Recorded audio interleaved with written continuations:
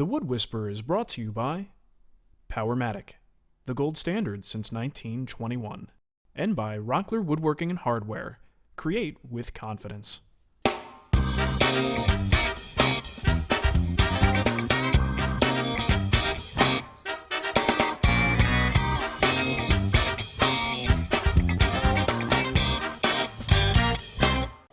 So if you can believe it, we are now hitting our 3rd anniversary of the start of the Wood Whisperer.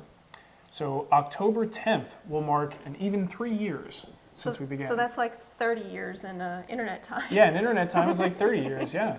So 3 years of making videos constantly, and the time has really flown by. Yeah. And we thought it would be fun to just kind of go back to episode 1. Yeah. See what the heck I was talking about at the time. I don't even know what I said. It's so painful to go back. It's incredibly painful for me to watch that. But not only that, I'm curious what I said and like sort of what everybody who makes their first podcast typically puts out sort of a mission statement, right? Yeah. So this is, I just want to review my mission statement and see if I held true to some of that crap that came out of my mouth. Well, I think it's funny too because at the time that you put this video out, I was traveling a lot. Right, and I was very bored.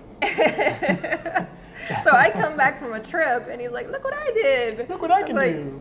Cool. Yeah, so, and the Wood Whisperer was born. So let's take a look. You know, people still ask me for this song, and they want me to go back to this. It's not happening. It's retired. Well, you know, they can catch it on their shows. Yeah, everybody seems to use that. A lot of people. Hello, my name is Mark Spagnola. Hello. And welcome to the very first... You making fun of me already? That guy's sexy. Look at him. Very first Wood Whisperer video podcast. Do you still have that t-shirt? I do, somewhere, I think. I you notice, have given it if you look very closely on the bottom of the screen, you'll see the top of a laptop that apparently... Well, like, why wouldn't I have checked that? You know? It was your first episode. Well, you also notice later, when I got my light units, the light boxes, I wasn't as careful as I should have been about where those were, so you'll see them on the side of the screen. Oh, I'm such a pro. I'm starting this podcast for a number of reasons, the most obvious of which is the fact that there just aren't many options out there anymore when it comes to woodworking education. Well, that's not true anymore. And entertainment. What about that? And entertainment. That's an interesting statement, right? Yeah. This was 3 years ago. Yep. The best I could get, well, let me finish because I think I talk about that. Now, you can buy some overpriced videos, maybe take some woodworking classes if you're lucky to live near a good school, or perhaps you can catch an episode of the New Yankee Workshop or even Woodworks. But clearly, woodworkers are just not considered a prime demographic anymore. Now, the awesome thing about a podcast... So we're just going to watch the whole thing? Yeah, sure. That's interesting because if you look at things now, it is totally different. Oh, yeah. Absolutely different now. We have, just as an example, back when I did that, you do a search in iTunes for woodworking, and you'd find me and Matt. Yep. And that was pretty much it. You do a search for woodworking now, there's about 27 entries in there. Now, some of them are dead links or they're podcasts that have come and gone, but there is still a substantial and growing list of podcasters. I think in the magazines have gotten involved too. That's a huge thing. I mean, at the time... There wasn't really anything. I mean, maybe a little bit of stuff here and there, but it certainly was not a priority, and now it clearly is. Pop Woodworking puts a bunch of videos out in a podcast. Fine Woodworking, they don't really do much on their feed anymore in the podcast, but they do a lot of video on their website. Yep. So it's just the landscape is completely different than it was. I mean, just to name a few of the people who've been around for a while and have kind of really contributed to the community here, and I'm just looking at our list of what we've got. This is just awesome. Of course, we've got T. Chisel's, his current show, Woodworking, with Tommy McDonald. So whatever version of his show that he happens to be doing right now, he's been doing video almost as long as we have. Modern Woodshop, Dave Knopf's over there, has a great, funny podcast. Woodworker's Resource, he doesn't do so much anymore, but he was he did a lot in the beginning. A lot for kids, like, it was neat to Right, yeah, see, he brought his kids into it a lot. Stu's Shed, Stu's been over there, down under doing his thing. The Renaissance Woodworker, Shannon is doing a lot of video. He's at WIA recently, so he got us a lot of footage and the Splinter fun stuff Board there. podcast. Splinter Board, yeah, Rick, he likes to do a lot of content, and let's see who else. Well, of course, Matt. you can't forget Matt. He's the woodworking podfather. There's a few on here that I haven't seen before. Turning Wood podcast, I'll have to check that out. Of course, Handy's workshop. He doesn't do that much, but that's Handy from the chat room. Oh, okay. I don't think he does a whole lot of video, but what he does, he makes some good stuff. Yeah. Anyway, point is, and you also see a lot of companies in here that are doing woodworking stuff. The point is, there's just a lot out there now. It's just a fantastic thing, and it's so different than it was at the time. I love it. The thing about a podcast is the fact that I don't have to worry about viewership or ratings. I don't have anyone to answer to. Well, except for maybe me. Well, except for maybe my wife. When you did that, I was like, number one, where did you get that picture? That was at the zoo. I think it was at like the San Diego Zoo. Well, you know what? From the beginning, I think it was pretty clear that I was hoping to use you in the podcast either to, to make a joke or to just make it better. Yeah. And, from day one, I've wanted to do something. And that was just like, I just show this, that I have a sense of humor. Yeah. That this isn't going to be a serious He's constantly podcast. saying, Nicole, can you do this? And I'm like, I'm working. I mean, the girl's got the nerve to have a real job. Yeah, imagine that. But yeah, I think that was kind of, if you look at that, that was the seed of the formula that I was going to go for with this thing. Yeah. And just trying to make it funny and make it real, because I think there's a lot of husbands out there who like making fun of their wives. Just lucky I have a good sense of And whether the podcast is downloaded by 5 people or 5,000 people, the show will go on. Now, that's interesting. Yeah. So at the time, my idea of a top-end number was 5,000. And, now we're pretty lucky now. I think We're very lucky. Within the first week of posting a video, it's typically downloaded at least 20,000 times. Yeah. And then we also have a number of sources. I mean, at this time, you were just learning how to distribute your video. So I think you were only distributing it through Blip Right. TV. And since then, we have used YouTube. I mean, you have a channel there. Yeah, I post on YouTube regularly. You have it on Mevio. You have it everywhere. I mean, It's a different way of thinking now. everywhere. It's getting the content out. It's on TV. Oh, yeah. So I have no idea because we can't really track exactly how many people see it, but it's on public access television, which we're incredibly thankful for, because who the heck knows who's going to see that stuff. It's crazy. Very shortly, it should also be listed on TiVo. TiVo and some cable thing that Blip is doing for us. There's a lot of stuff going on that we have no control over. It just kind of happens. Well, the idea is just to get it out there. Yeah, exactly. Now, I have some really cool ideas planned for the podcast and the website. I do. Aside from the specific technique-based lessons, I also plan on taking some shop tours and learning techniques from other pros in the industry. Well, that's pretty cool. Yeah. Because I didn't realize I said that early on, but that it was something that I always wanted to do, is try to get out, try to get some stuff from, being on the road. And we actually do. I went and looked the other day in the archive. Yeah. We have a lot of videos that we've done on the road. Oh, really? Whether it's, you've been there, you should know. I've given up all my vacation for that on the road That's true, stuff. exactly. But trips to when we went to Pop Woodworking, right. Fine Woodworking. We went to, didn't we go to Woodcraft one? We went to a local Woodcraft. Local Woodcraft. Yeah, just the IWF show, AWFS or AFWS or whatever that crap is called. We've just done a lot on the road, which is great for a person who hates to travel. The website itself is going to feature articles, tool reviews, and lots of helpful links. Now, one last thing I'd like to mention is the overall tone of this podcast. The last thing I want to do is have you sit through a boring, monotone rehash like this. Oh, how ironic is that? Of information you probably already know.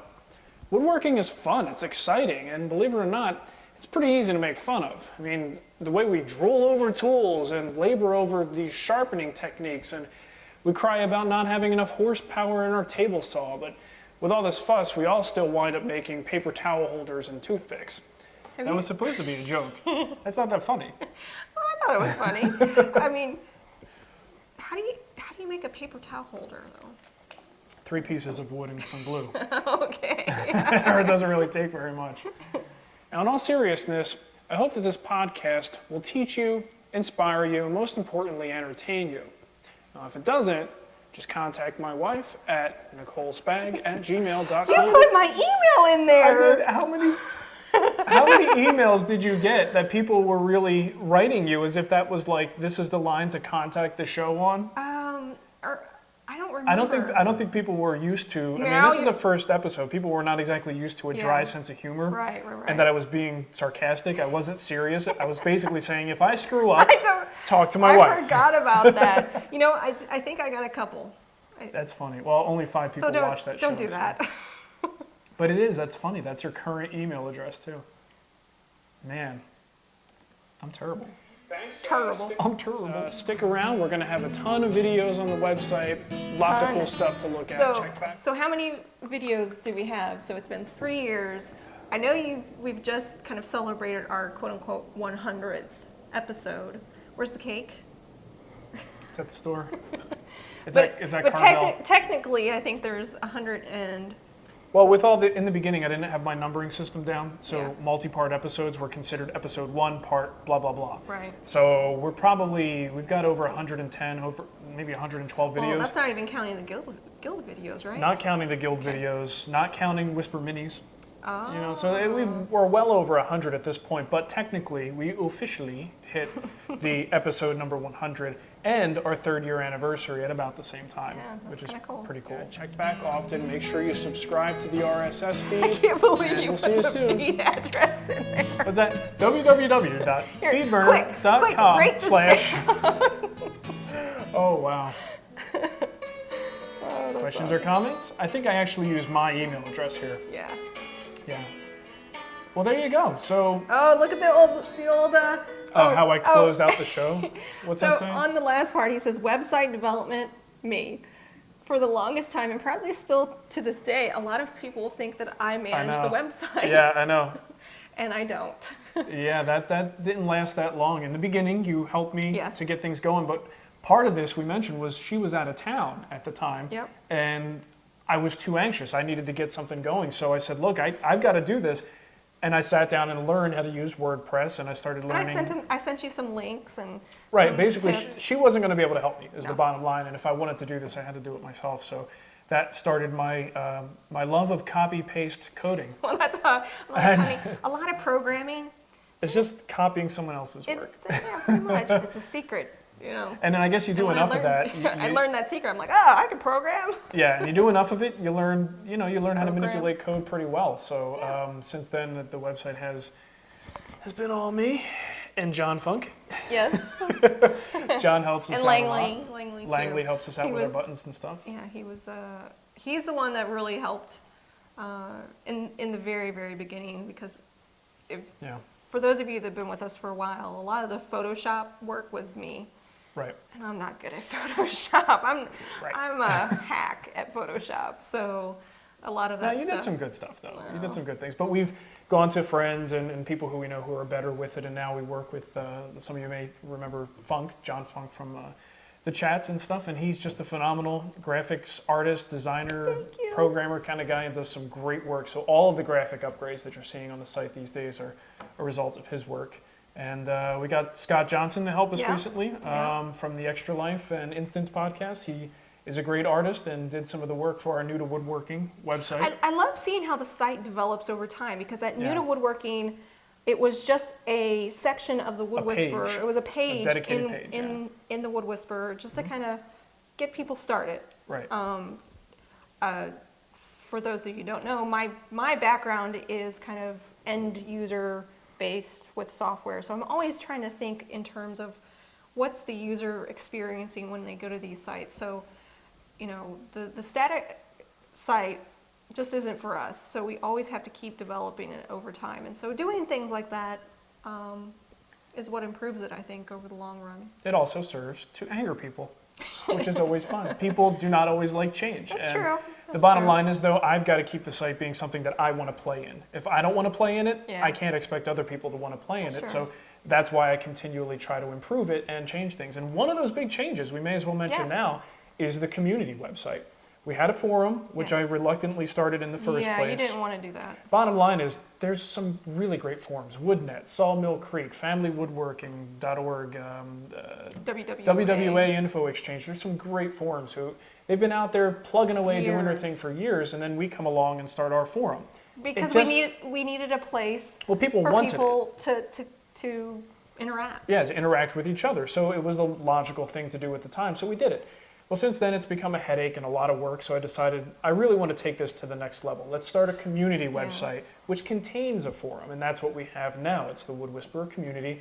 You can go there. It's community.thewoodwhisperer.com, and it's great. Post videos, participate in the I love it. in the forum. You could jump in the chat room. You can even do your own blog posts right there. I am not a forum type person. Yeah, well, not anymore. We've sort of moved beyond Not even before, static not even when it was forum. popular. And I know a lot of you are. I know a lot of you like vBulletin.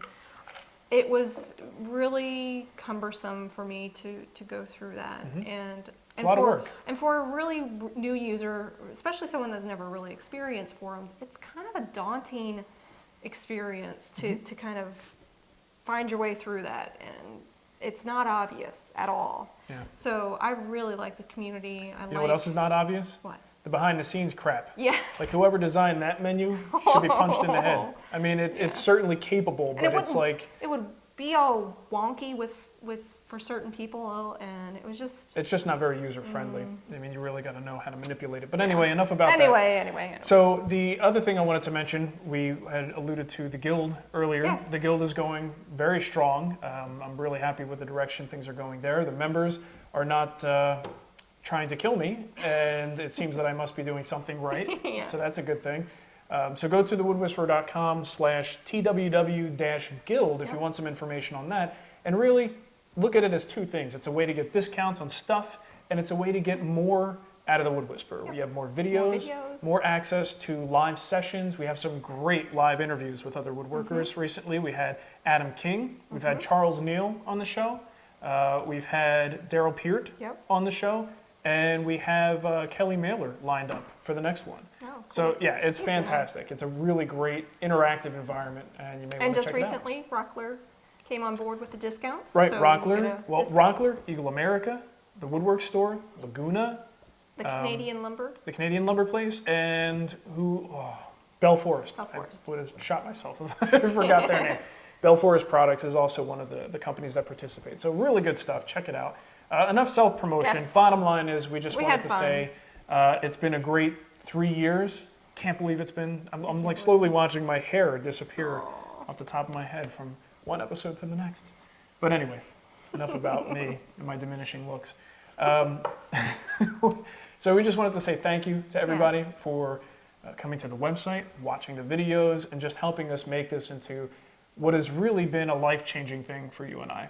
I think we just would have never expected it to go this far and be this successful. Yes. So thank you. Thank you. And thank you. Thank you. Because if it wasn't for you, none of this would happen. I can tell you that. If I didn't travel for 2 months straight. Yeah, and if we you would have didn't, never if you gotten didn't more. support us during the times when this wasn't exactly bringing money in, we would have never been able to survive. So. Well, it takes a lot to make this run, and we're all pieces in it. So. Pieces in the puzzle. Yes. So thanks for watching, everybody, and we look forward to another 3, 4, 5, or 20 years. Yay. Bye.